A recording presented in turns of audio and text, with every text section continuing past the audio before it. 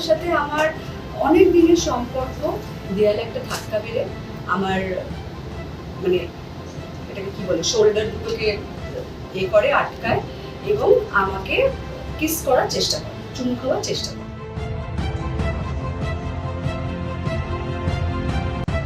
During the lockdown period ওই সময় আমরা একটা সিরিজ করি পবিত্র পাপিস, যেটা আমরা নিজেদের বাড়িতে নিজেরা ফোন থেকে শুট করেছি এবং দেবালয় ভট্টাচার্য আমাদেরকে গাইড করেছে, ঠিক আছে। তো এই কাজটা ডিউরিং দ্য লকডাউন পিরিয়ড ওই সময় আমরা একটা সিরিজ করি পবিত্র পাপিস, যেটা আমরা নিজেদের বাড়িতে নিজেরা ফোন থেকে শুট করেছি এবং দেবালয় ভট্টাচার্য আমাদেরকে গাইড করেছে, ঠিক আছে। তো এই কাজটা চলতে চলতে যখন মেতে একটু রিলিজ দেওয়া হয়, ফ্লাইটগুলো স্টার্ট হয় 18 জুন, আমার যতদূর মনে আছে, যেহেতু ওটা একটা রেকর্ড থেকে ফ্লাইটে 18 জুন আমি ব্যাক করেছিলাম এবং তারপর আমাদের এই পবিত্র পাপিজ এবং তার সাথে বোধহয় আরেকটা কোনো শো এরকমভাবেই বাড়িতে শ্যুট করা হয়েছিল, সেটা if I am not wrong সেটা মৈনাক ভৌমিক সেটা শ্যুট করেছিলেন। তো একটু ছোট্ট ইন্টিমেট একটা গ্যাদারিং হয়, যেহেতু সাকসেস পার্টি গোছেরই আর কি। তো সেখানে যেরকম হয় আমরা আড্ডা মারি, গল্প করি এবং দেবালয়দার সাথে আমার অনেক দিনের সম্পর্ক এবং সুসম্পর্ক, হ্যাঁ। এবং আমার মেমোরিতে এরকম কোথাও নেই যে কাজ করাকালীন, তোমরা সবাই জানো যে দেবালয়দার সাথে আমি চরিত্রহীন করেছি, তারপর বউ কেন সাইকো করেছি এবং বাড়ি গেছি, একটা ছোট পারিবারিক সম্পর্ক, আড্ডা মেরেছি এবং কখনো আনসেফ ফিল করি। তো তো অবভিয়াসলি যেখানে যে মহলের মধ্যে তুমি আনসেফ ফিল করো না, অলরেডি তুমি সেই লোকগুলোর সাথে অনেকটা সময় কাটিয়ে ফেলেছো, তো সেখানে তোমার গার্ডসটা ডাউন থাকে, রাইট? তখন আমরা ভাবি যে আমরা সেফ জায়গায় আছি।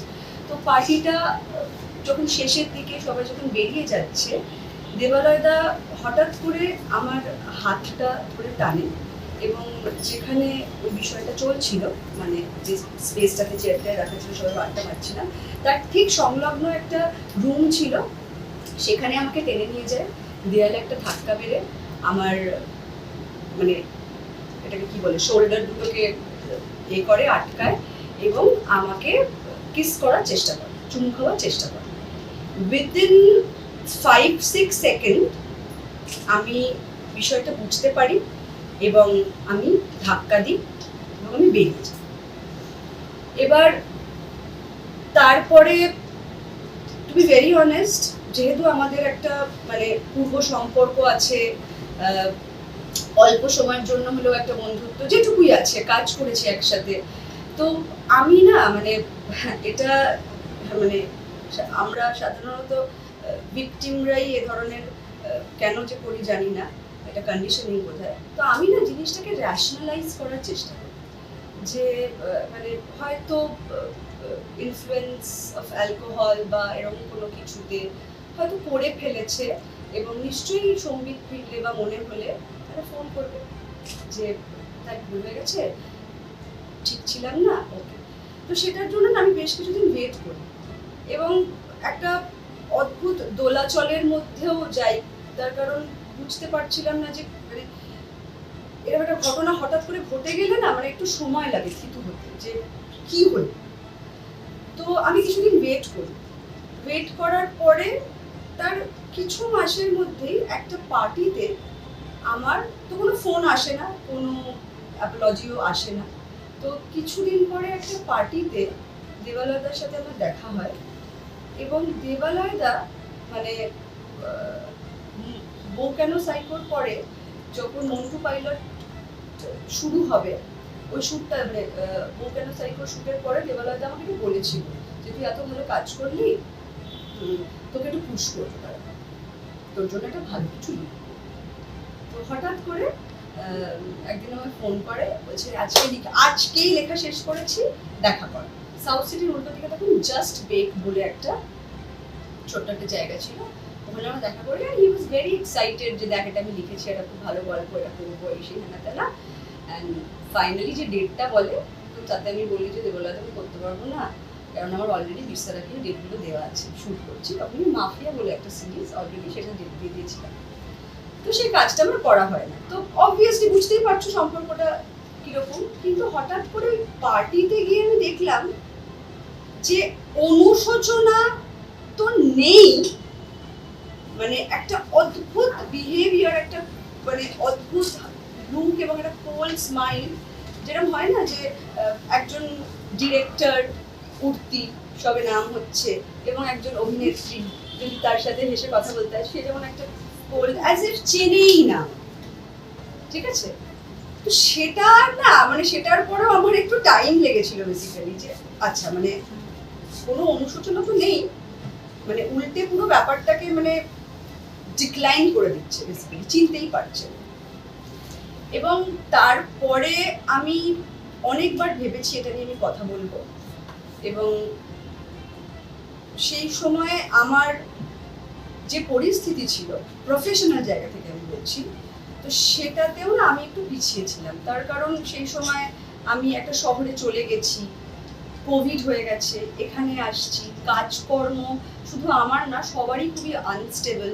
এবং যে সমাজের মধ্যে আমরা থাকি, আমরা জানি যে যখনই একটি মেয়ে বা বিশেষ করে একজন অভিনেত্রী যখন কথা বলতে আসে এইসব নিয়ে, তাকে প্রথমেই বলে দেওয়া হয় যে ওর তো কাজ নেই এখন, তাই ও অ্যাটেনশন সিক করছে, এইসব বাজে কথা বলে, রাইট? তো এই সমস্ত জিনিসগুলো না আমার মাথায় ভীষণ প্লে করতে থাকে এবং আমি একটু স্কেপটিক্যাল হয়ে যাই। কিন্তু মানে এটা আমি এত বছর ধরে এই ট্রিগারটা আমি সাফার করেছি। মানে যখনই দেবালয়দার কোনো কিছু রিলিজ হয়েছে, দেখেছি, বা কোনো পার্টিতে আবার দেখা হয়ে গেছে, মানে অ্যাজ ইফ আমি অ্যাভয়েড করে গেছি, মানে অ্যাজ ইফ আমি কোনো ভুল করেছি, বুঝতে পেরেছো? এবং প্রত্যেকটা সময় আমি ট্রিগার হয়েছি। তারপরে আমার কানে আসে যে এরম ধরনের আরো বেশ কিছু কেস আছে, এবং তার সাথে এমন একটা কেস আছে যেটাতে একটি মাইনর ইনভলভ, রাইট? এখন সে বিষয়ে এটার থেকে বেশি তো আমি কিছু বলতে পারবো না, এবং কনসেন্ট না থাকলে কোনো কথা বলা যায় না। এবং আমি এখানে শুধু আমার কথাটাই বলতে এসেছি, আমি কারোর হয়ে লড়তে বা কারোর কথা বলতে আসি।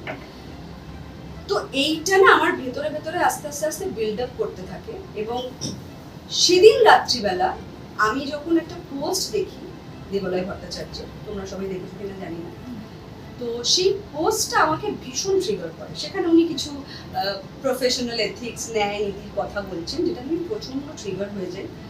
এবং ট্রিগার হয়ে যাওয়ার পর আমার মনে হয় যে এই প্রশ্নটা তো এখন আমায় কেউ করতে পারবে না, যে আমার কাজ নেই বলে আমি অ্যাটেনশন চাইছি। ভগবানের আশীর্বাদে আমি 1.5 বছর একটা ন্যাশনাল টেলিভিশনে কাজ করলাম, এবং ন্যাশনাল টেলিভিশন এতটাই টাকা প্রোভাইড করে যে আমি আরো 1 বছর বাড়িতে বসে থাকতে পারি। তো সেই ভয়টা এখন আমার নেই। এবং সেই কারণে আমার মানে ওই ট্রিগারটা থেকে আমার মনে হলো না, এবার এটাকে আমার সিস্টেম থেকে বার করার সময় এসে গেছে। কারণ আমি কেন সাফার করব? আমি দিনের পর দিন এই ট্রিগারটা আমার ভেতরে রয়ে গেছে, এবং যে করেছে মানে এত বছরের পরও তার কোনোদিনও মনে হয়নি যে আমি অঙ্কিতার কাছে একটা ক্ষমা চাই। এবং তারপরে সেটা যিনি করেছেন, এই কথাটা যখন সারফেসে চলে এসছে, ওনার পোস্ট এবং আমার কমেন্ট সবটাই, তারপরে যেটা উনি করলেন এই 2-3 দিন আগে, রাইট, ডেটটা আমরা মেনশন করেছি, তোমরা যদি চাও আমরা যে লিগ্যাল নোটিশটা করেছি সেটার কপি তোমাদেরকে প্রোভাইড করে দেওয়া হবে। তো সেখানে আমাদের একজন সিনিয়র দাদা বলো, বন্ধু বলো বা কলিগ বলো, সে এই পোস্টটা দেখে বা কারোর থেকে শুনে বা কিছু হয়ে ওকে কাউন্টার করতে যায়। সেখানেও বলে যে তুমি জানো ওর ক্যারেক্টার কিরকম? এবার ধরো আমার ক্যারেক্টার খুবই খারাপ, ধরে নিলাম তর্কের খাতিরে আমি একজন সেক্স ওয়ার্কার, তার মানে কি তাকে সেই কনসেন্টটা পায় যে সে আমার সাথে যা ইচ্ছে তাই করতে পারে? একজন সেক্স ওয়ার্কারের সাথেও একটা দরাদরি হয়, দামে মিললে তারপর সে ঘরে যায়। দ্যাট মিনস সে কনসেন্ট দেয়, রাইট? তো সেই জায়গা থেকে আমার মনে হয়েছে এই কথাটা সারফেসে আসা উচিত। তার কারণ আমি যে ইন্ডাস্ট্রিতে কাজ করছি, আমি সেখানে 19 বছর বয়স থেকে কাজ করছি, প্রফেশনালি আমি 19 বছর বয়স থেকে কাজ করছি। তার আগে আমি থিয়েটার করতাম, এবং আশা বছরই আমি কাউকে আমার কাজ দিয়ে ডিসঅ্যাপয়েন্ট করিনি এত বছর। তো সেই জায়গা থেকে আমার মনে হয়েছে যে আমার একটা বেসিক দায়িত্ব তো আছে। মানে আমি ইন্ডাস্ট্রিতে এলাম, কাজ করলাম, নাম কামালাম, প্রচুর সম্মান কামালাম, বম্বে উঠে চলে গেলাম কারণ আমার এখানে ভালো লাগছে না থাকতে। কিন্তু তা বলে আমার নেক্সট জেনারেশনের প্রতি, আমার নয় সন্তান নেই, কিন্তু আমার বন্ধু বান্ধব আজকে যারা কাজ করছে তাদের তো ছেলেমেয়েগুলো, ছোট ছোট ছেলেমেয়েগুলো বড় হচ্ছে, নতুন নতুন ছেলেমেয়েগুলো তো আসছে যাদের কোনো ব্যাকগ্রাউন্ড নেই। আমারও কোনো ব্যাকগ্রাউন্ড ছিল না একসময়, কিন্তু আজকে আমি আমার কাজের দ্বারা সেই এস্টাবলিশমেন্টটা তৈরি করেছি। কিন্তু এই যে ছোট ছোট ছেলেমেয়েগুলো আসছে এবং তাদেরকে এগুলো করা হচ্ছে, তারা তো কেউ বলতে পারছে, কেউ বলতে পারছে না, এবং যারা বলতে পারছে তাদেরকেও স্লাট শেম করা হচ্ছে কন্টিনিউয়াসলি। মানে বলতে, মানে আমি জানি না মানে কি বলতে চাইছে। এবং দেবালয়দা এটাও মেনশন করেছে ওই ভদ্রলোকের কাছে যে I have big backups, right? তো মেবি হি হ্যাজ। এবং দারুণ ব্যাপার যে এরকম একটা মোলেস্টেশন এবং চাইল্ড অ্যাবিউজের কেসে যদি দেবালয়দাকে কেউ ব্যাকআপ করতে চায় তাহলে তো একটা দারুণ ব্যাপার। তাদের মুখগুলো আমরা দেখতে চাইবো, জানতে চাইবো তারা কারা, তারা কিভাবে অপারেট করে, কি তাদের রাজনীতি কর্মক্ষেত্রে, নিশ্চয়ই জানতে চাইবো। তো এই মুহূর্তে দিস ইজ ইট। আমার কোনো ক্লেম নেই, আমার কোনো কিছু নেই। আমি শুধু একটা কথাই বলেছি যে হ্যারাসমেন্টটা নিয়ে, যে ট্রিগারটা নিয়ে, যে প্যানিকটা নিয়ে আমি এতগুলো বছর আমার সিস্টেম কোনো না কোনোভাবে তো ক্ষতি হয়েছে আমার সিস্টেম। মানে পড়াশোনা করলে সেটাই তোমরা জানতে পারবে। তো এটা আমি আমার সিস্টেমে রাখবো না, এটা আমি বার করে দেবো। And I need an Apology media এবং হোয়াট এভার মিডিয়া, ফেসবুক যেখানে আমি লিখতে স্বাচ্ছন্দ্য বোধ করবেন, এবং মিডিয়ার কাছে আমি এটা করেছি স্বীকার করে একটা এর থেকে বেশি। আর এটাও আমার মনে হয় যে শাস্তির কথা তো পরে আসছে, কিন্তু এই লোকগুলোকে কিছু মানুষ যারা সেফ থাকতে চায়, যারা সেফ থাকতে চায় না, যারা এই কালচারটাকে কন্টিনিউয়াস ফিট করে যাচ্ছে, তাদেরকে নিয়ে এই মুহূর্তে আমার কোনো বক্তব্য নেই। কিন্তু কিছু মানুষ তো আছে যারা নিজেদের ডিগনিটি নিয়ে, নিজেদের ক্রাফটকে ভালোবেসে, তারা কফি খেতে না গিয়ে তারা ক্রাফটে মন দেয়, তারা একটু ওয়ার্কশপ করে, তারা নিয়মিত তারা যে অভিনয় করে যে পারিশ্রমিকটা পাচ্ছে সেটাকে জাস্টিফাই করার চেষ্টা করে। তারা কি দোষ করেছে? তাদের অ্যাটলিস্ট আমি অ্যাওয়্যার তো করতে পারছি।